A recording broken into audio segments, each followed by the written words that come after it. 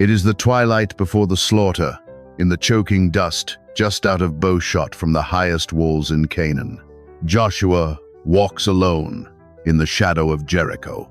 He is a general scouting the perimeter. He is calculating angles of attack, measuring the massive stone defenses, feeling the crushing weight of 1,000,000 wandering Israelites waiting on his first command. Moses is dead. The mantle is entirely his. Then he looks up. A man is standing in his path. He did not approach from the camp. He did not ride in from the city. He is simply there, and he is holding a naked blade, already pulled from its scabbard. Joshua squares his shoulders, steps into striking distance, and asks the only question a military leader can ask: "Are you with us, or are you with them?" He demands a binary answer, friend or foe, but the being shatters the earthly binary entirely, refusing to take Israel's side on the very eve of their most impossible battle. Listen to the exact record in the King James Version. Joshua chapter 5, verses 13 and 14. "And it came to pass, when Joshua was by Jericho, that he lifted up his eyes and looked, and, behold, there stood a man over against him, with his sword drawn in his hand. And Joshua went unto him and said unto him, Art thou for us, or for our adversaries? And he said, Nay, but as captain of the host of the Lord am I now come." Stop right there.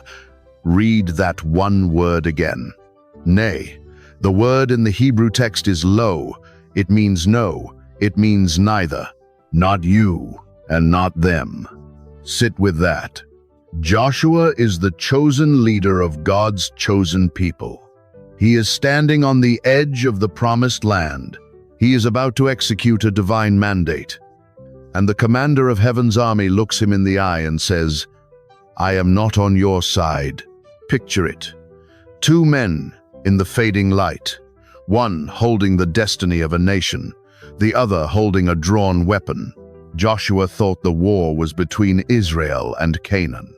The stranger's single syllable obliterates that assumption.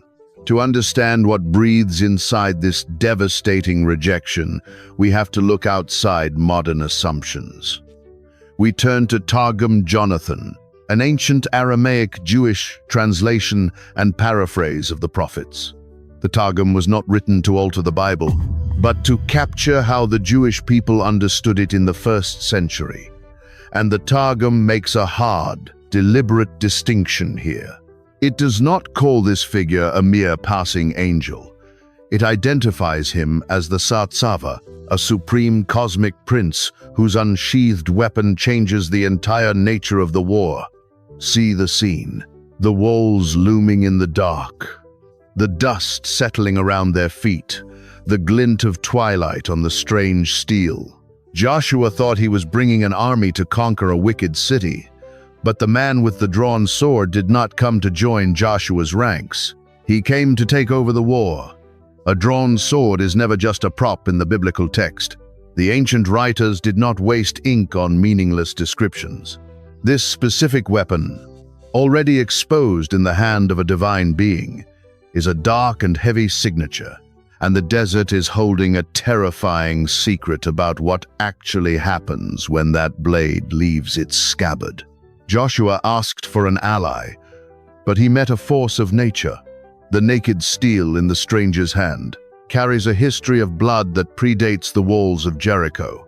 Where has this exact weapon been seen before?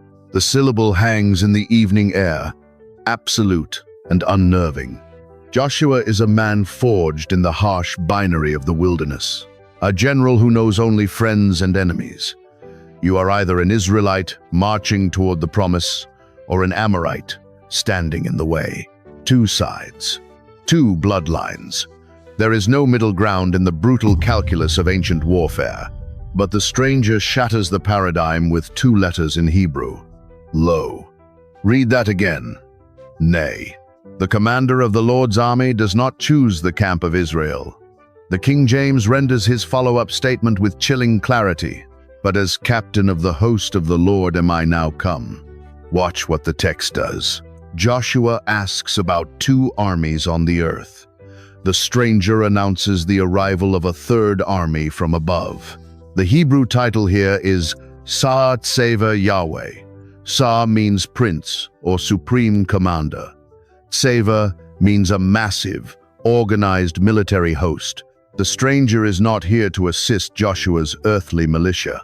He is commanding an invisible legion that operates entirely outside of human politics. Joshua is not asking a peer for help. He is unknowingly standing before a superior officer who has come to strip him of his command. Picture the shift in the dirt. Joshua has to recalibrate his entire reality. It is easy to assume that heaven automatically fights for the descendants of Abraham. The camp of Israel certainly believed it, but the canonical text refuses to validate their assumption. The prince of the host arrives with an unaligned blade. He does not adopt Joshua's cause. He demands that Joshua adopt his. The question is not whether heaven is fighting for Israel. The question is whether Israel is willing to submit to heaven. This is a massive theological reversal, and the rabbis who compiled the ancient Midrash Tanchuma saw this terrifying distinction clearly. They understood that earthly powers often had angelic princes assigned to them in the unseen realm, fighting proxy wars in the heavens. But this commander is different. I hold this as their telling, not as proven fact. But the ancient Jewish scholars recorded that this specific prince was not bound to the soil of Israel.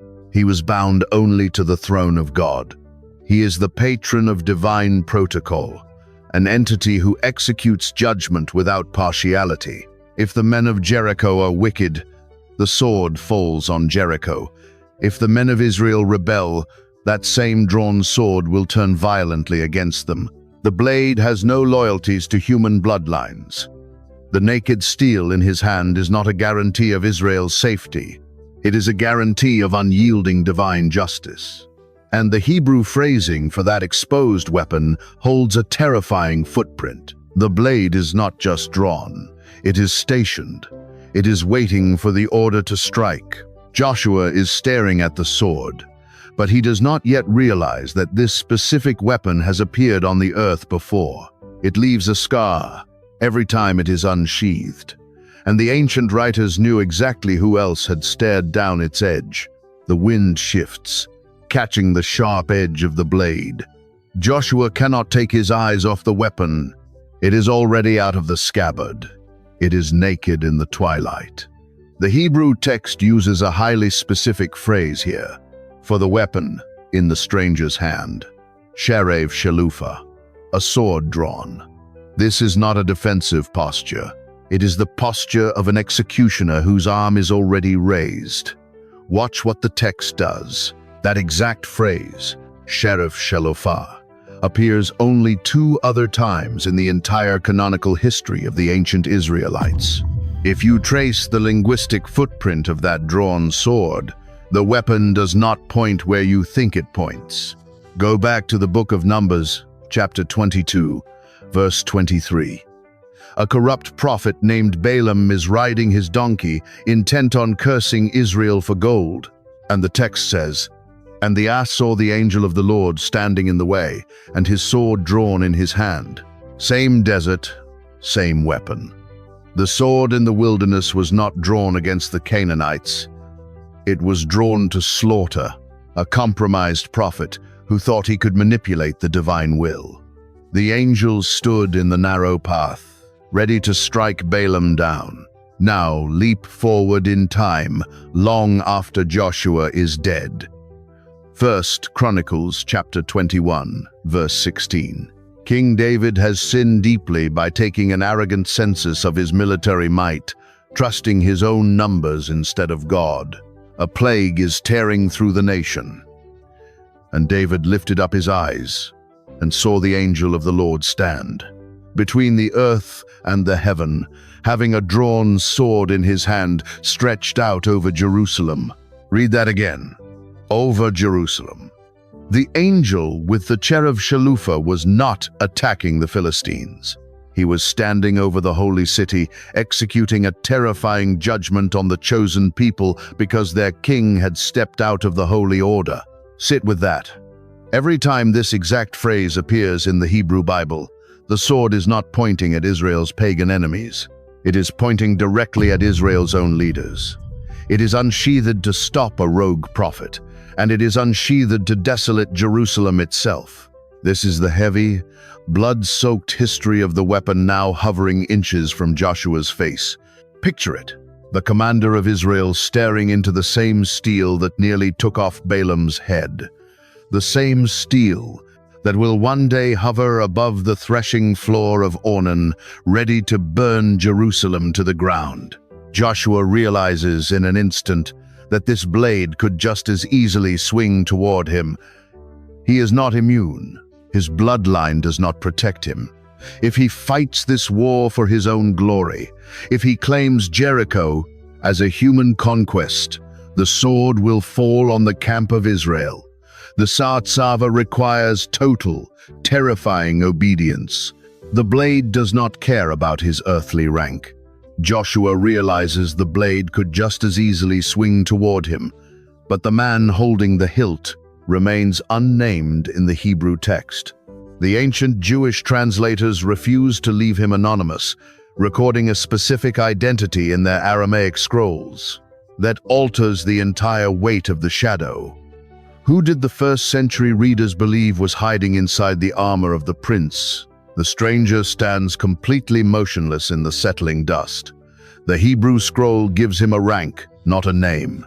He is the Satsava Yahweh, the prince of the host. But an ancient military rank leaves a dangerous void in the story.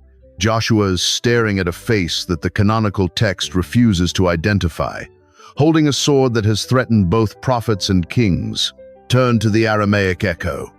In the centuries before Christ, Jewish scholars translated the Hebrew scriptures into the spoken language of the people, creating the Targums. These were not casual paraphrases. They were theological anchors, read aloud in the synagogues to illuminate the dark corners of the sacred text. When the readers of Targum Jonathan reached this moment in Joshua, they did not leave the commander anonymous. The ancient rabbis and the Midrash Tanchuma pull the veil back. They identify this sword-bearing prince as Michael. I hold this as their telling, not as proven fact. But you must understand what that specific name meant to an ancient Jewish mind. Michael was not a comforting guardian spirit. He was the apex predator of the unseen realm, the warrior prince, the enforcer of divine holiness. Pull a cross-reference from the book of Daniel, chapter 10, verse 13. The prophet Daniel is fasting, terrified by a vision, and an angel finally breaks through the veil to speak to him. Listen to the KJV record. But the prince of the kingdom of Persia withstood me 21 days. But, lo, Michael, one of the chief princes, came to help me. Stop right there. Look at the title. One of the chief princes. The Hebrew word is Sar. Same rank, same authority. The ancient readers saw the connection instantly. Joshua is not just talking to a soldier. He is talking to the chief prince who breaks demonic blockades in the heavenly places. Picture the scene. Joshua is calculating the range of Canaanite archers on the wall. The being standing in front of him fights the immortal princes of fallen nations. The commander does not care about Jericho's stones. He is fighting a war Joshua cannot even perceive. But the mystery runs even deeper than an archangel. As the Targum expands on the nature of the Satsava, a terrifying theological shadow falls over the text. Many early Jewish readers looked at the absolute authority of this figure. They looked at the naked steel of his judgment. They realized that this being speaks with the unmediated voice of the divine. They saw the word of God himself, pre-incarnate, stepping into the Canaanite dirt, the ultimate prince of the host. Watch what the text does next. The commander does not give Joshua battle plans. He does not offer a strategy to breach the walls. He does not point his sword at the gates of Jericho to signal the attack. Instead, he issues a single, bizarre command that forces Joshua to look down at his own feet. The ground itself is reacting to the stranger's arrival. The physical world is shuddering under the weight of the stranger's presence, altering the very nature of the soil they stand on. The commander is about to issue a physical demand that forces Joshua to strip away his military readiness, starting from the dirt up. Why does heaven's highest general ask an earthly commander to take off his shoes on the eve of a massacre? The stranger lowers the point of the sword, just a fraction. He does not point toward the Canaanite watchtowers. He does not point to a vulnerability in the massive stone walls. He points straight down at the ground. Listen to the King James record in Joshua chapter 5, verse 15. And the captain of the Lord's host said unto Joshua, Loose thy shoe from off thy foot, for the place whereon thou standest is holy. And Joshua did so. Stop right there. Look at the exact command. The Hebrew phrase is shal na'alach. Slip off your sandal. Strip your foot bare. Joshua is a military commander stationed a few hundred yards away from a hostile, fortified city. The absolute first rule of ancient infantry combat is readiness. You do not unlace your footwear within striking distance of the enemy. Yet the commander intentionally disarms the leader of Israel, forcing him to stand vulnerable in the dust. Picture it. The leather sandal was the only barrier between a soldier and the jagged rocks. In the ancient Near East, the shoe was a symbol of dominion and possession. To walk upon a piece of land with your shoe was to claim it as your own. But the prince of the host demands the shoe be removed. He is telling Joshua, you do not own this dirt. You do not claim this territory. This is not your conquest. The battlefield has suddenly ceased to be a battlefield. Pull a cross-reference from 40 years earlier. Exodus chapter 3, verse 5. Moses is standing in the desolate rocks of Horeb, staring at a bush that burns without burning up, and the voice from the fire issues the exact same directive. Put off thy shoes from off thy feet, for the place whereon thou standest is holy ground. Same command, same holy dirt. The choked, blood-soaked dust of Jericho has just become the sacred ash of Sinai. I hold this as one reading, a careful tracking of the theological shadow cast across the Torah, but ancient Jewish scholars understood a strict hierarchy in the unseen realm. Created angels, no matter their rank, are merely messengers. They do not possess the intrinsic, unborrowed glory required to alter the molecular reality of the earth. An angel's mere presence does not consecrate the ground. Only the localized, unmediated presence of Yahweh himself does that. Sit with that. If this being is merely an angelic soldier, the soil should remain ordinary Canaanite dirt. But the earth is shuddering. The space has been quarantined by absolute holiness. The unlaced sandal rests on the sand. The drawn sword catches the last of the daylight. Joshua is no longer a general scouting a siege. He is a priest who has just walked into a sudden, open-air temple without walls. The dirt beneath his bare feet demands total reverence, stripping away his military posture entirely. But the stranger's reaction to Joshua's ultimate act of submission shatters every established rule of angelic protocol recorded in the scriptures. What happens when a mortal man buries his face in the dust to worship an immortal soldier? Joshua drops. He does not take a knee. He does not bow politely from the waist. He buries his forehead entirely into the grit of the Canaanite plain. He is barefoot now. His discarded sandal rests empty in the dust, and above him the stranger does not flinch, does not step back, and does not lower the blade. The Sherev Shalufa is still hovering directly over his exposed neck.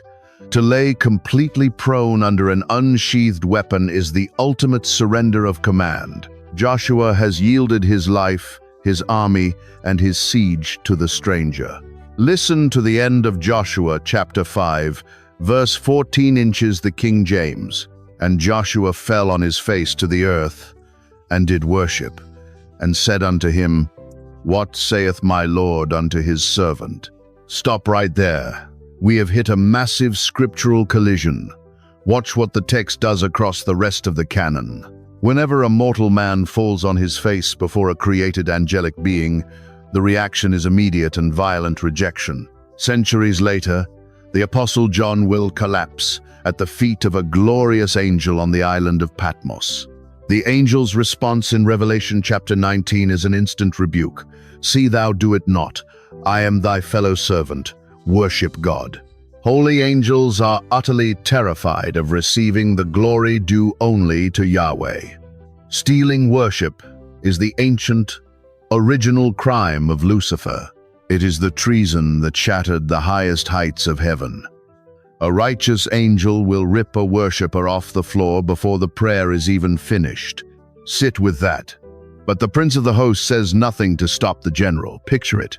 The undisputed leader of Israel is flat on his face, offering absolute religious veneration to an armed soldier in the twilight. And the soldier accepts it. He drinks it in. He responds not by refusing the worship, but by demanding Joshua strip off his footwear to finalize the consecration of the dirt. Two reactions, two entirely different beings. A created angel recoils from worship. This commander demands the very earth be treated as a sanctuary. I hold this as one reading, a careful tracking of the tension inside the canon. While later medieval commentators labored to frame this as merely a high form of military respect, the physical posture of Joshua and the sudden hallowing of the ground screams something far heavier.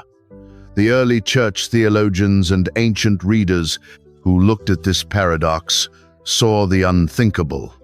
Reading, not inventing. They saw the Word of God himself, robed in the appearance of an executioner, standing outside the walls of a doomed city. They saw the creator of the cosmos holding a piece of iron. The tension is almost unbearable. Joshua is face down in the dirt, completely disarmed, waiting for a battle plan from the supreme authority of the universe. But the Sartsava did not manifest in the physical realm simply to receive a man's submission. The sword in his hand is already out of its sheath. He is heavily armed for a reason. He is already deployed, and he is already fighting. A barefoot general worships a stranger with a naked blade in the fading light. But the commander's gaze is not fixed on the man in the dirt, it is fixed on the dark, unseen heights above the Canaanite stronghold. What terrifying, invisible conflict is already tearing through the heavens while the Israelites are merely polishing their earthly spears. The shadow of Jericho's walls stretches across the desert floor. But the real fortress is not made of stone. Joshua is analyzing mud brick and mortar. The man with the drawn sword is staring into the dark, boiling airspace above the city. The commander is already engaged in a conflict that would shatter a mortal mind. To understand the naked steel in the commander's hand, you have to look at what is actually waiting inside Canaan. 40 years earlier, 12 spies crossed into this exact territory. 10 came back, terrified. Read the King James record in Numbers 13:33. And there we saw the giants, the sons of Anak, which come of the giants. And we were in our own sight as grasshoppers. Stop right there. The Hebrew word buried beneath the English translation is Nephilim, the impossible offspring, the corrupted bloodline left over from the days before the flood. Joshua was one of the 2 spies who saw them and lived. He knows exactly what is walking around on the other side of those walls. He is not just fighting human armies, he is fighting the genetic remnant of the Watchers' rebellion. Picture the scene, a mortal army preparing to fight giants. The Israelites are entirely outmatched, but the commander does not arrive to fight earthly giants. He comes to slaughter the immortal powers pulling their strings. Turn to the Book of Jubilees, an ancient Jewish writing kept whole by the Ethiopian Church, and the Rabbinic Midrash. They reveal a chilling architecture to the ancient world. When humanity fractured at Babel, the unseen realm fractured with them. The ancient writers recorded that 70 angelic princes were assigned to the 70 nations of the earth, but those princes went rogue. They accepted worship.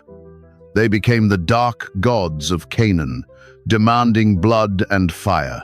I hold this as their telling, not as proven fact, but the canonical book of Daniel confirms the exact same terrifying reality. Listen to the prophet Daniel, chapter 10, verse 20. The angel tells Daniel, "And now will I return to fight with the prince of Persia, and when I am gone forth, lo, the prince of Grecia shall come." Read that again. Princes of Persia, princes of Grecia, not human kings, immortal, territorial entities who control the airspace and the spiritual dominion of entire empires. The gods of Canaan are not just empty idols of wood and stone. They are fallen intelligences deeply entrenched over Jericho. This is why the Sherev Shalufa, the drawn sword, is exposed. The commander has unsheathed his weapon to decapitate the unseen prince of Jericho. The physical walls of the city will eventually fall only because the spiritual dominion is being violently dismantled in the heavens. Same desert, same entities.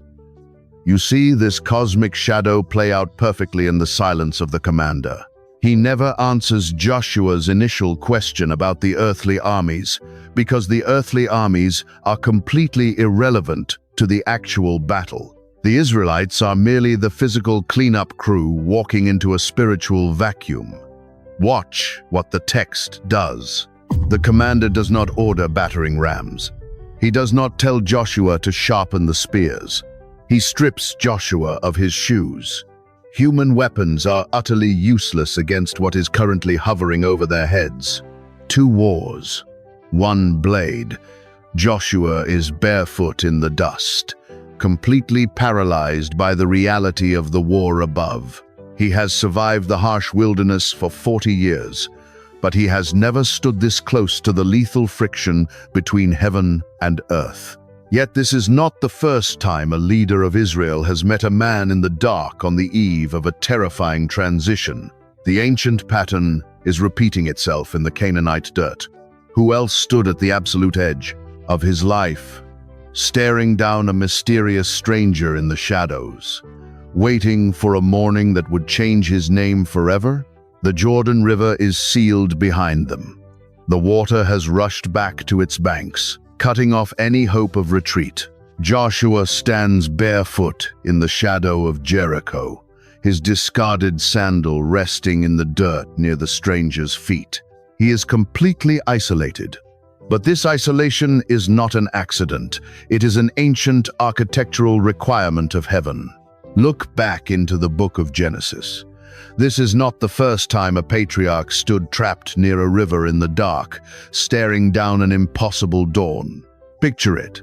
The ford of the Jabbok. Centuries earlier, Jacob has sent his family away. He is terrified of his brother Esau's approaching army.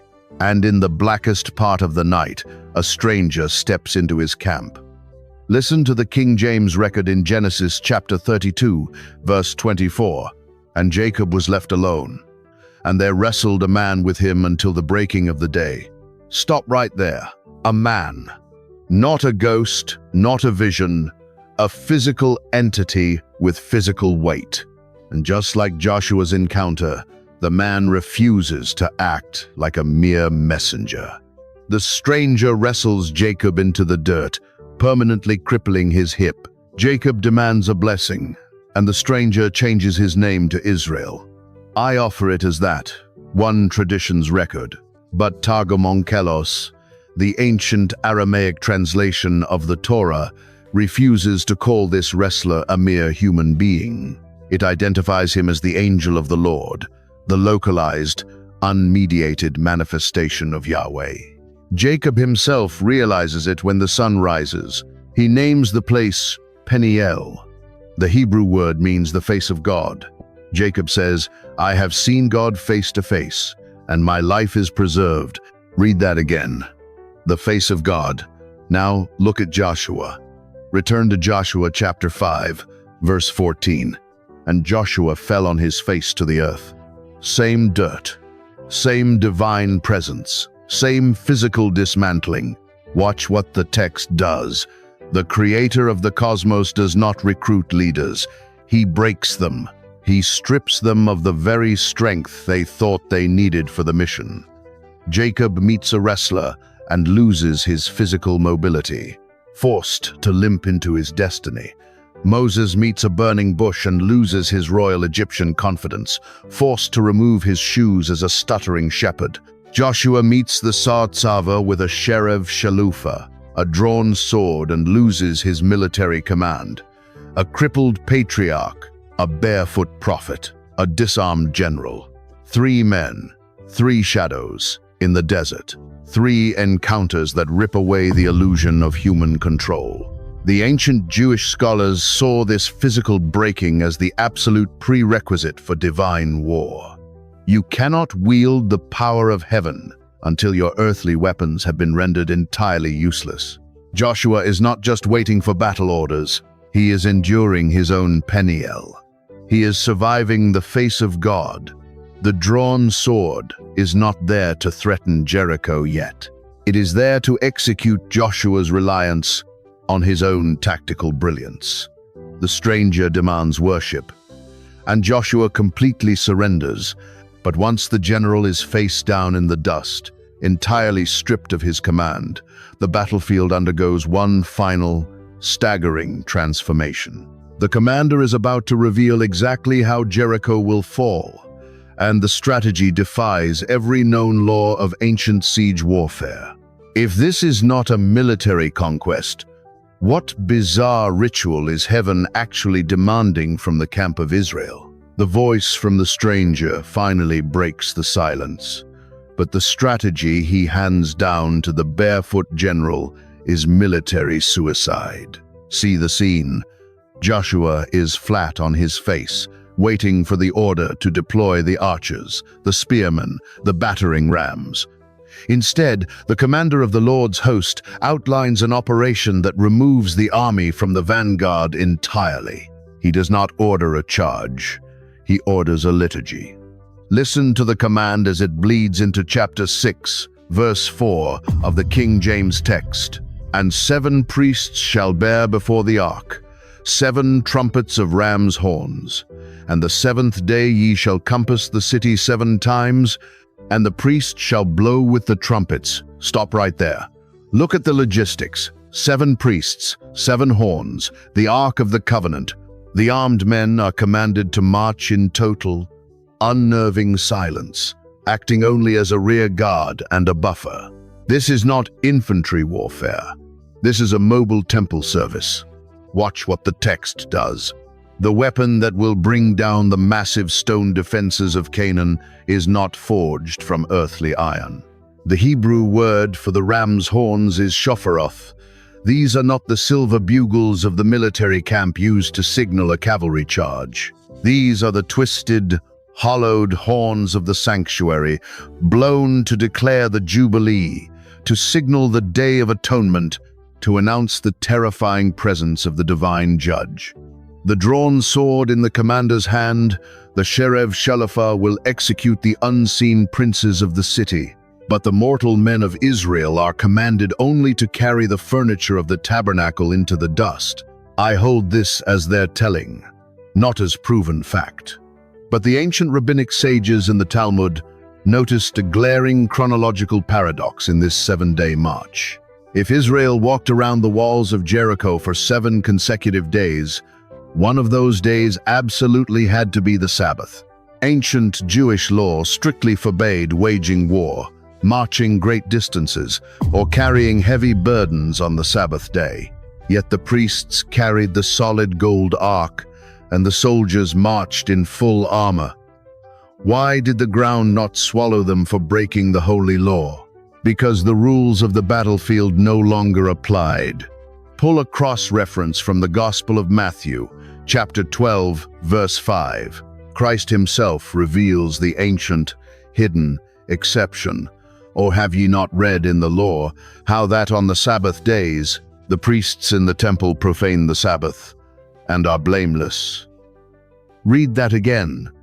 The priests in the temple. The early Jewish readers understood that the siege of Jericho was not a military campaign violating the Sabbath. It was a high priestly purge. The space around the city had been utterly consecrated. The ground where Joshua removed his shoe had expanded into a massive, invisible sanctuary. The marching Israelites were not soldiers breaking a commandment. They were priests officiating a cosmic sacrifice. Same dirt, same altar. Jericho is the first fruits of Canaan, a city steeped in the blood and dark rituals of the Watcher's offspring, and it is being offered up entirely to the fire of God's judgment. The commander has turned the blood-soaked desert into the Holy of Holies. Israel does not have to break the walls, because the Prince of the Host is about to swing the naked steel in the unseen realm, and the physical stones will simply shatter in the aftermath. The blast of the seventh horn is approaching. The fortifications are about to turn to powder, and the slaughter is about to begin. But when the screaming stops and the ash finally settles over the ruined city, a terrifying realization remains buried in the Hebrew scroll. Because the commander never sheathes his weapon in the biblical text.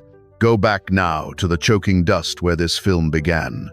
The massive stone walls looming in the fading light, the unlaced leather sandal resting on the Canaanite dirt, the solitary stranger standing in the path with a piece of naked steel caught in the twilight. You have read that scene 100 times. But tonight, you know exactly who is holding the weapon. He is not a mercenary. He is not a guardian angel checking in on the earthly troops. He is the Sartsava, the absolute prince of the heavenly host, stepping across the veil with the cherub Shalufah already exposed. Picture the scene again. Joshua asked for an ally, but he met the face of God. You know now that the sword in his hand was never meant to strike the mud brick of Jericho. It was unsheathed to execute the dark, immortal princes hovering in the airspace over Canaan. You know that Joshua's bare foot was not a sign of military surrender, but the terrifying requirement of a high priest standing inside a sudden open-air temple. The battlefield was an altar all along, but the Hebrew text leaves a heavy, lingering shadow unresolved. The desert is still holding the rest.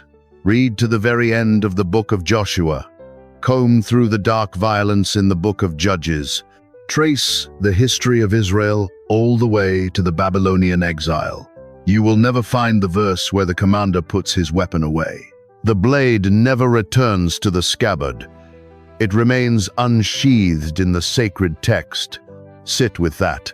The same sword that stopped the rogue prophet Balaam, the same sword that would one day hover over David's Jerusalem, is still out in the open. The threat of absolute holy judgment never lifted. It simply moved. I offer this as one reading, not the final word. I am not handing you neat theology to package away.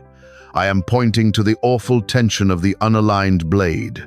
The sword remains drawn because the cosmic war did not end when the Canaanite walls collapsed.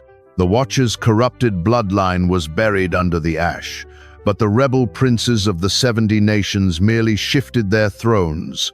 The commander's blade is still stationed over the earth. It is completely indifferent to our modern borders and our human politics. Heaven does not take our side. We are commanded, barefoot and entirely stripped of our pride, to take his. When Joshua lifted his face from the dirt, he finally understood the terrible truth of the promised land. The victory would not belong to his spear, and the glory would not belong to his name. He was simply a witness. If you made it to the end of this mystery, comment the word "watched" below. Subscribe to the channel because the biblical text is full of these buried shadows, and we are opening the ancient scrolls again next week. And send this directly to one person who loves the Old Testament battles but has never heard the truth. About the war above the walls of Jericho. The ground is still holy, and the steel is still waiting.